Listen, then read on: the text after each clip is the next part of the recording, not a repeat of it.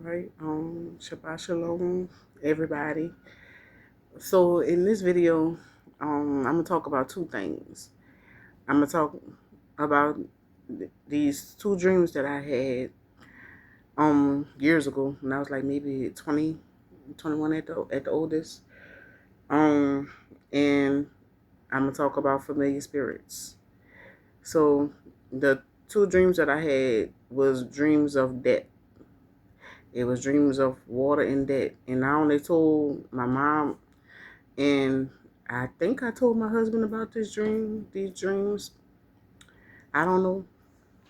But I have a sister and she had had two little girls and they both passed away.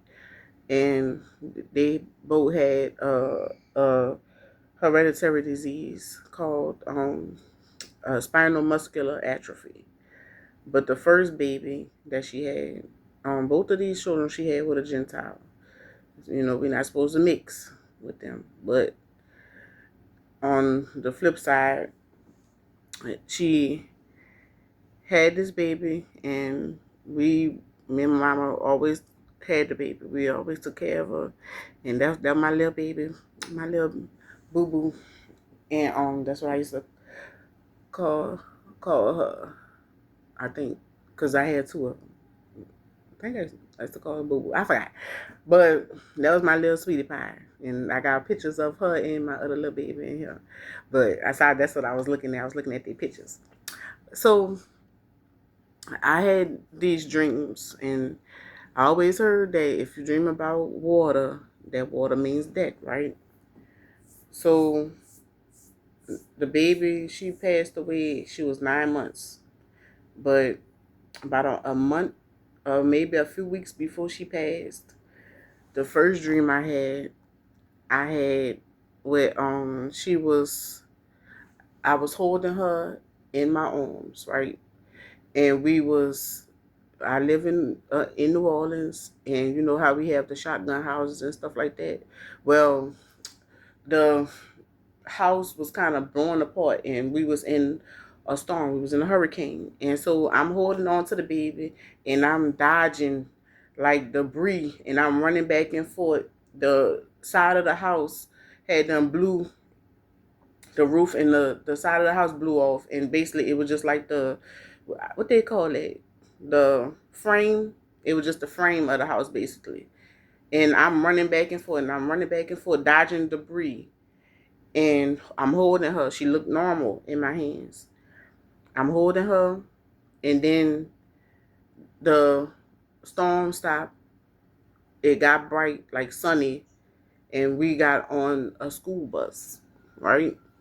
So when we got on the school bus, um, I'm holding her. I'm looking down at her. Right before my eyes, she turned black and emaciated. Now she was a light skinned baby. She was half white. She was mixed. She was white with the pretty curly hair, and she turned into a black, emaciated looking baby.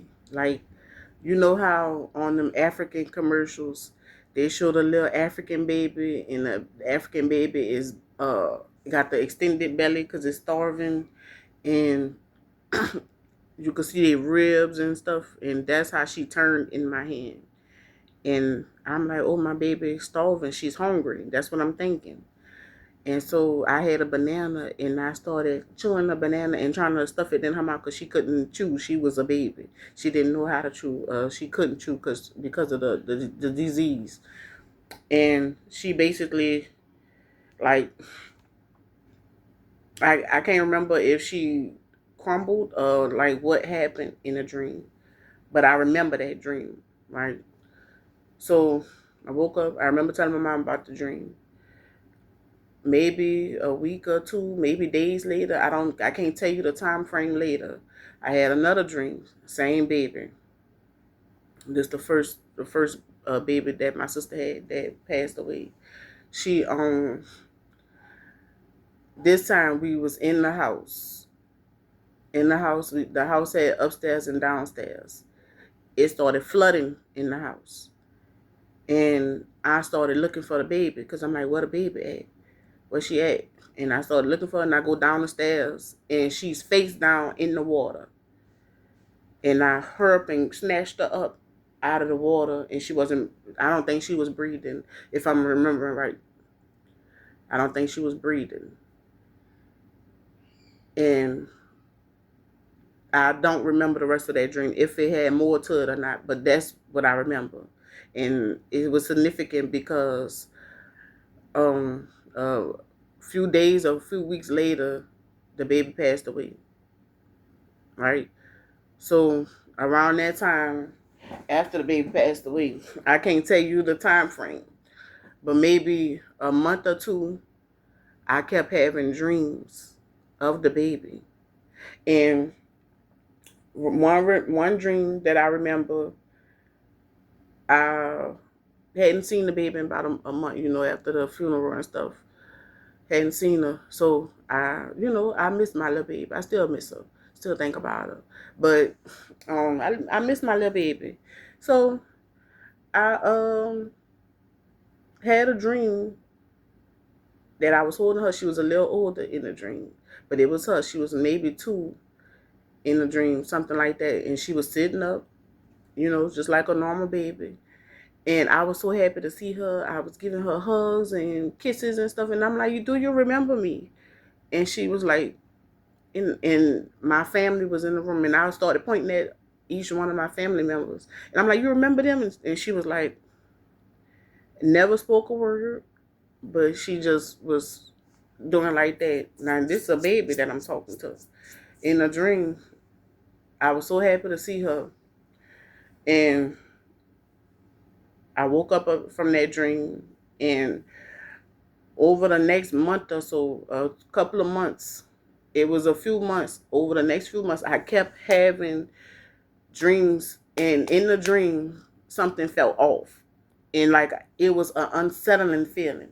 And I remember one dream, I was running in the, I was running like on a track field or whatever. And she popped up, and I kept saying her name. I'm gonna just call her baby. Baby, you're dead. And I kept saying that, you're dead. Like, every time the baby would pop up in my dream, I would say, you're dead. Like, you're not supposed to be in my dream. You're dead. Like, in that unsettling feeling, like every time I would feel it, I would force myself to wake up. Every time I would see her in the dream, I would force myself to wake up. Right? So back then, I didn't know about familiar spirits.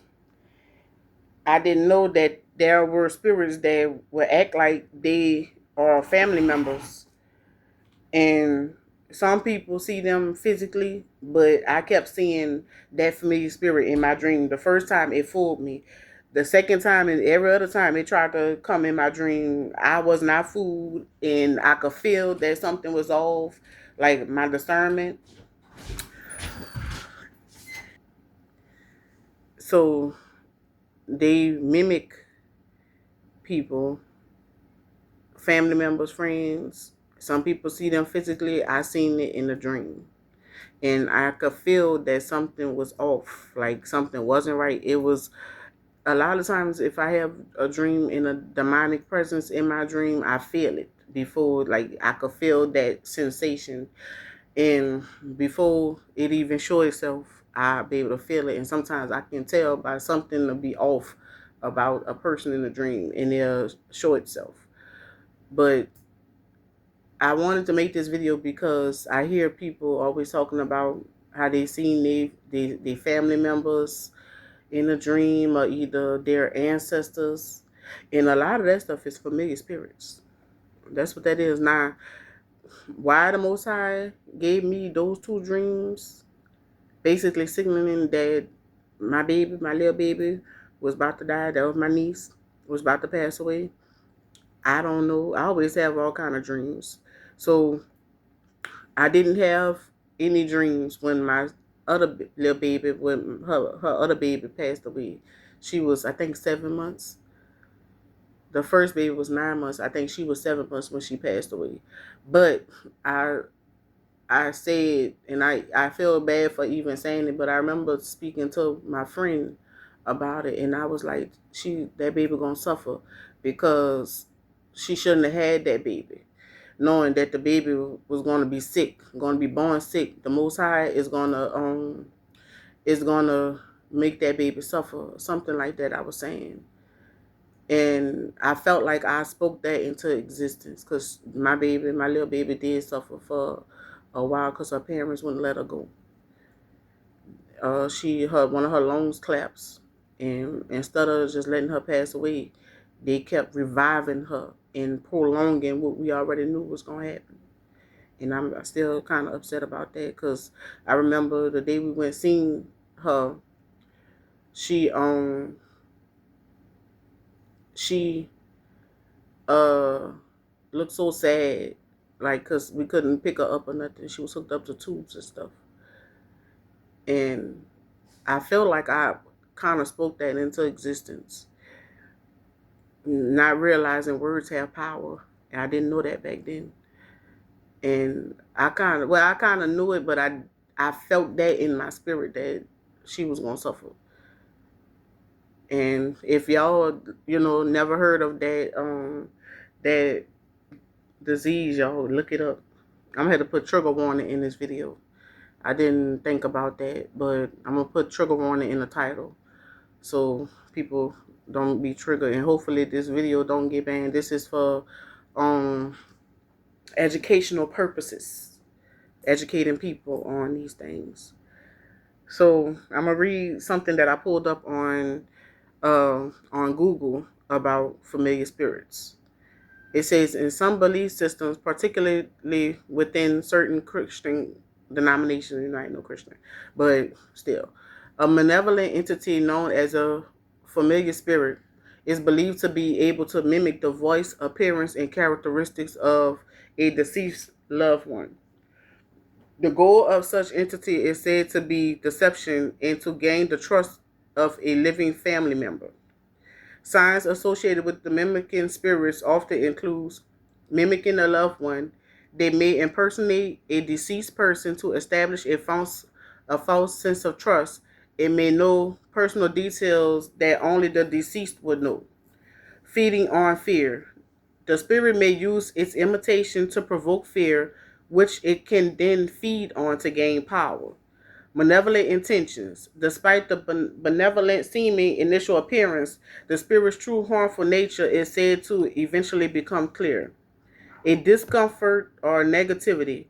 While some paranormal experiences feel benign, encounters with a mimicking spirit are often described as having a malevolent or unsettling aura. All right, this is other explanations for family-like spirit activity. Other interpretations or phenomena related to spirits acting like family includes living apparitions. Some people report experiences with living apparitions of family members who are still alive, such as hearing a parent voice call their name when that person is miles away. Doppelgangers. A doppelganger or double walker is a spirit or ghost that takes on the appearance of a living person. Imaginative playmates. It is not uncommon for children to have an imaginary friend that, in some paranormal accounts, is later revealed to be a familiar spirit or another type of entity. Spiritual connection of grandparents. Some study and anecdotal reports note a profound spiritual and emotional bond between grandparents and grandchildren that transcends psychological explanations, suggesting a possible spiritual component. So,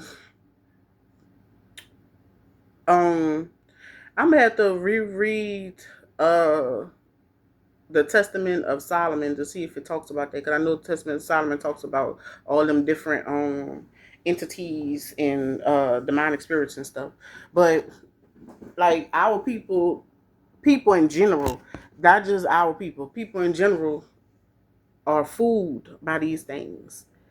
These things are familiar spirits, and they thinking they're speaking to, oh, my ancestors, or, oh, my family member came to me in a dream. My family member came to me and I seen it physically. Like all those things are demonic spirits, and people don't believe it. And the whole time I was having those dreams, I kept feeling something was off, except for the first one. And I think that's what made it come, because I was missing my baby. I'm gonna keep saying my baby because that was my baby. I miss my little baby, but I was missing her, and so that's what made that spirit come and try to feed off of that, trying to deceive me into believing that that was really her. And in my mind, I knew it was a dream, but I did not know what familiar spirits was. I didn't know that's what that was that I was seeing. Every other time, I can't tell you how many times it kept trying to come in my dream. Every time I felt it, I wake up, and I don't even think I was rebuking. I think I would just force myself to wake up, because I a lot of times I know when I'm asleep, and I know when I'm dreaming. And some dreams feel very, very real. And sometimes most of the majority of the time, if I know I'm asleep, I can force myself to wake up out the dream. So anytime I will feel that feeling that I know this demonic entity trying to come into my dream, I will force myself to wake up. So I just wanted to share that. I do know the Most High speak to us in dreams also. So I'm not sure if he was speaking to me about my little baby passing away, that she was going to pass away soon, and I didn't understand the dream at the time. I didn't know that's what that was until it happened. And I'm like, that's what those dreams was. And I never told my sister about the dreams. I never told my nephew, which is their big brother. I never told him about the dreams that I seen her passing basically before it happened. But I just wanted to share that, and I don't have any scriptures, but I know they have scriptures about how the Satan can transform themselves into an angel of light, and transform themselves in order to be able to deceive people. So they have scriptures on that, but I did search to see if they had an actual scripture talking about like familiar spirits and stuff.